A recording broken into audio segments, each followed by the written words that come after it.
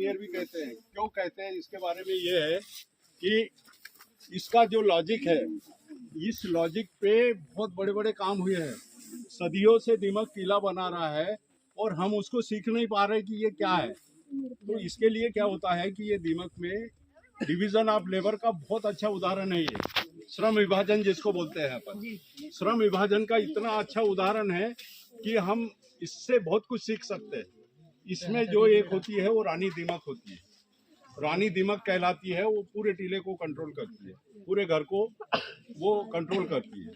तो वो रानी दिमाग का काम होता है कि सबको अपने कंट्रोल में रखना, और वो 1 घंटे में 60 से 100 अंडे देती है।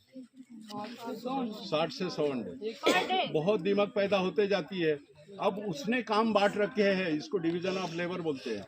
तो डिवीजन ऑफ लेबर जो है, श्रम विभाजन हिंदी में कहेंगे, वो ये है कि इसके काम करने वाले श्रमिक होते हैं जो टीले को बनाते रहते और आसपास घेरे में रहते हैं, वो सुरक्षा श्रमिक होते हैं।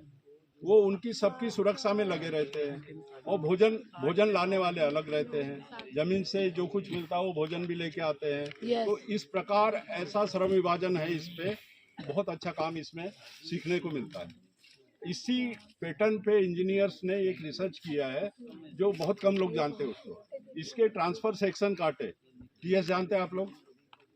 ट्रांसफर सेक्शन ऐसा काटना, और नहीं टीएस ऐसा, ट्रांसफर सेक्शन ऐसा, और ये लॉन्जिट्यूडनल सेक्शन।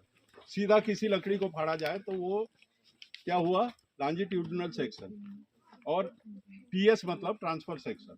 तो ऐसा अगर काटा तो इसका अध्ययन करने को, बड़े बड़े होते हैं ये तो अभी छोटा दिख रहा है, तो बड़े बड़े होते हैं, और इसको अगर काटा जाए तो इसका हम अध्ययन कर सकते हैं। तो ऐसे कई ट्रांसफर सेक्शन और लॉन्जिट्यूडनल सेक्शन लिए गए। क्यों लिए, क्या जरूरत थी? क्योंकि इसके अंदर तापमान एक जैसा रहता है। ये प्रकृति ने इसको ऐसा बनाया है कि गर्मी में भी उतना ही ठंडा रहेगा, उतना ही गर्म होगा जितना हमेशा रहता है। तो इसका एक ऐसा उदाहरण है कि ये बहुत अच्छा एक एग्जाम्पल है कि हम कैसे अपने जीवन शैली को इस तरीके से ढाल सकते हैं। पहले देखा होगा बहुत बड़ी बड़ी मोटी दीवारों के मिट्टी के घर बना करते थे। अब वो घर इतने गर्म तो नहीं होते जितने अभी सीमेंटेड घर हो रहे हैं। तो ये यही का उदाहरण है। तो इनका घर कभी गर्म नहीं होता, कभी ज्यादा ठंडा नहीं होता, एक जैसा वातावरण बना रहता। इसी को अध्ययन करके जिम्बाब्वे के हरारे शहर